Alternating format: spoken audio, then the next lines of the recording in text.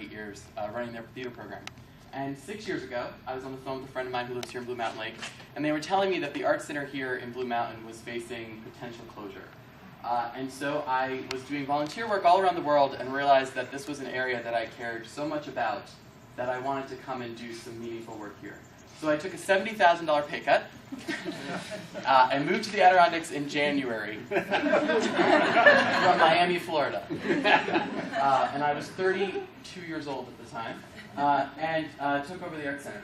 And some interesting facts that I want to give you is when I first got here, I went down. New York State Council on the Arts is the major funder of many multi-art centers across the state. And in fact, in these rural communities is really the reason they're allowed to exist, able to function.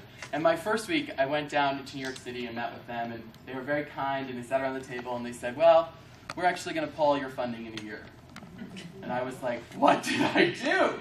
How am I going to make this work? And so it became this massive challenge of innovation, of how do you take a multi-art center in Blue Mountain Lake with a year-round population of about 100 to 150 people, I think, maybe a little lower now than when I first came, and make it function within the state. So I got some quick numbers. These are estimates, but I did a little research for this week.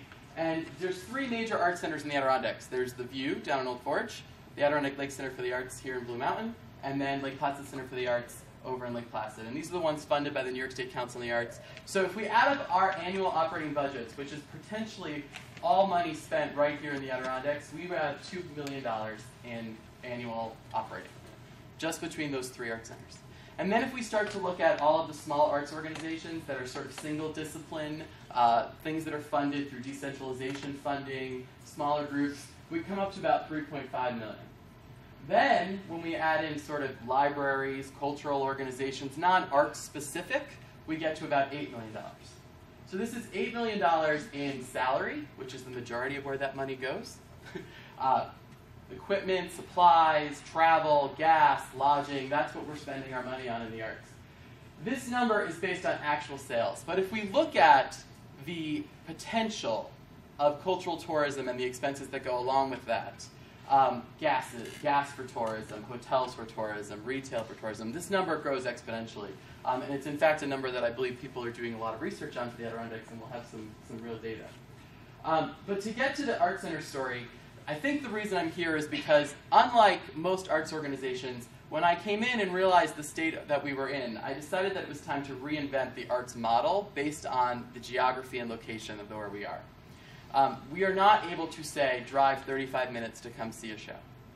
It doesn't happen, particularly in January and February. And so what we started doing is transforming, and I'll go through some of those solutions in a minute, but within 2 years, the Art Center was actually named the top art center by the New York State Council of the Arts in the state, and we actually did it 2 years in a row. We currently receive the most general operating support funding. We are tied with the Brooklyn Art Center for how much funding we get to support staff and people being here. And that number, just so you know, is about $42,000 a year. Our participation is up over 300%. We've increased earned income. When I first came, the earned income at the Art Center was just under $20,000 a year. We now do over $120,000 a year. And this is from ticket sales and workshops and education in this small little town down the hill. And part of that is because we do year-round service. We're open. We're now open. The building is open March through December, but we do programs all year round. So how do we do this, and what's the problem? So the uniqueness of the situation is that I took a $70,000 pay cut to come to the Adirondacks to do this work. And what I have been faced with is I gave a 3-year promise that I would stay for 3 years. I'm now on year 5. We're starting on year 6 pretty soon. But what we've been working on was first creating a sustainable economic model, creating interest, creating passion for the arts, having arts work as a tool in our communities. But now what we need to figure out is how does it exist when I leave? How does it exist when those of us who are willing to dedicate and donate our salaries, which I give $20,000 a year to the Art Center, just so everyone knows, donate our salaries, how do we sustain beyond that? And that's really the question and the struggle we're working with. Most major arts organizations within the state, I do consulting work all over, are between $30,000 to $50,000 short to have sustainable staff. Now, people talk about sustainability all of the time, and the thing that we don't talk about that we should, and that we don't fund, by the way, but that we should, are people. My experience is that people are the difference between a successful nonprofit organization and an organization that is not meeting its mission. But if you were to look at foundations, the state funding, private donor funds, no one wants to fund people. So this year, I was really fortunate. I managed to get the Northeast Foundation through Barbara Glazer to give a grant to the Art Center for the next 2 years that actually is paying a portion of my salary so that I can stay and work and train local, next generation, young arts leaders to take over and do the work that I'm doing. When I tell this to the New York State Council on the Arts, they basically almost passed out. They can't believe that there's actual succession planning happening in any art center in the state of New York, but particularly in the Adirondacks. Okay? And that's been the real thing. Like, how do we keep the momentum? How do we train the next generation to come in? So in addition to the Northeast grant, we were awarded a $150,000 Red Sea grant last year at the Art Center. It's one of the largest for any arts organization in the state. And that money has been used to hire what we call an artistic associate, someone to learn the work that I do on the artistic community level. And it's been used to hire local apprentices, which are high school students and college students from the area, to come back in the summer, to work in the arts, to learn what we do in order to stay here and do this kind of work going forward. So, solution to this problem that faces the Adirondacks nonprofits. For us, it started with exceptional staff and this idea of succession planning and training, and how do we bring the next generation of people who want to work and live here? How do we get someone with an excellent skill at running a nonprofit, an artistic sense, to move to the Adirondacks for $30,000 a year? It's pretty much impossible, I will tell you, from my last 3 years of trying to find people to work for me. So what we've had to take on the model is a model of mentorship and apprenticeship, so that we're bringing in professionals from across the state, both as performers, as administrators, as marketers, and we're saying, work with us and work with these people and train them to do this after you leave. It's become this unique system we're using. The second thing we had to do was focus on artistic excellence.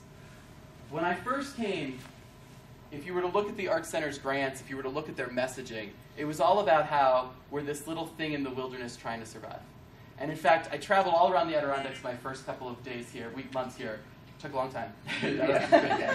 And people would say, oh, you're still there? But more importantly than that, everyone was saying the same thing to me, which is, how do we make it work? There was this sense of depression, this sense of defeatism, that we can't make it function. And everyone, Callie included, would say to me, you're always so optimistic. But it became this thing of, we can't just say we need money because we're here and we deserve to be here. We need money because we do a great artistic work. And so the emphasis has really shifted. This Red Sea grant that we got funded our Summer Theater Festival, which actually serves Central New York and the Adirondacks. It brings equity actors throughout the Adirondacks for our 5th year of touring free Shakespeare throughout the park. One of the shows was just named the best show of the year by the Post-Standard in Syracuse. It's about doing work that is of high quality, not just doing work for the sake of doing work. And that has become one of our transformative principles. Community is our next one. We're here year-round. The other issue you guys talk about, I love hearing, we're going to create jobs, we're going to get families to come here. Families need quality of life. It's really that simple. I'm looking around the room because I see some of the folks that are here in March and April, and the level of sort of defeatism and depression and wanting to move out, particularly among our young people. People ages 20 to 25 don't exist in Central Adirondacks. It's hard to find them. You would need a microscope. They're not here. So how do we create a place where they want to live, a community which they can engage in that's exciting? So we put a focus on community in that sense, but we also do it in the sense of being an economic driver. So all of our shows partner with either pubs, hotels, other nonprofits, the Wild Center, the museum, Wildlife Conservation Society, you name it, things you would never think the arts were going to be involved with. We are working with them to make art a way of them sharing their message and increasing the quality of life for the people that they work with. So community has been key. The next is innovation. As I mentioned before, no one is going to drive from Saranac Lake, even if I put on the best show possible in Blue Mountain Lake. You're not going to do it. There's natural divisions. So Jim and Sheila Hutt, when they started the Art Center, they did this drawing of a helicopter that was the Art Center. And in fact, without the helicopter, we have done this mission, which is we said, our building is just a shell. It is not what we are. It's just where we operate. And in fact, our programs toured over 2,000 square miles of the Adirondacks. We had shows in 26 Adirondack communities this year.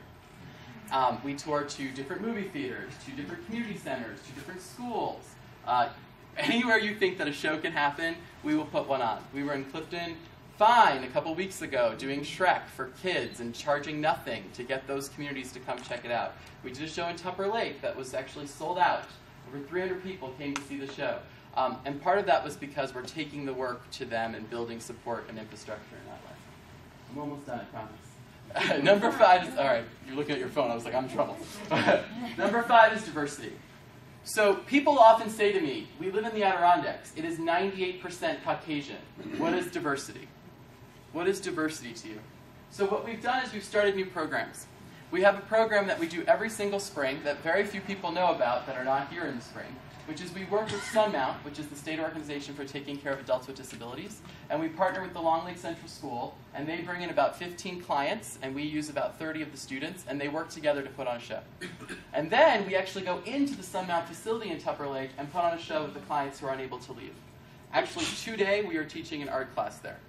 So we started to see that there's a diversity of population here beyond race, yeah? And then there's also the diversity of retired professionals, veterans, you name it. But our other mission is, it's our job to bring in new ideas. And so there's people in this room that are smiling because there are things that the Art Center has produced, ideas that I think many of them imagined I would never be able to do without considerable backlash. We started to push the envelope. Every summer when we bring in actors of all different ethnicities. And they come and they live here and they share in the experience. And it's such a small thing compared to your prison story, but what excited me about what you were saying is my mission is to bring people from the cities here to experience the Adirondacks in a new way that makes them love the Adirondacks and come back. And that's where we come from on the diversity side. So, there's 2 things that I think art does. It's a tool to rejuvenate and build communities and connect people. And then finally, and most importantly to this conversation, is that cultural tourism is needed in the Adirondacks to supplement the ecotourism. If you can get people, we talk about this at the museum all the time, if we can get people to the museum for a day, what makes them stay in Blue Mountain, Indian Lake, Long Lake area for another day? What do they do that night? If we can get people to come for the summer, what is it that they're engaging in besides going fishing and canoeing and hiking, which is all fun things, but we require more if we're going to attract more people to this area. So that was me being really brief with everything we do. But if you have any questions, please let me know.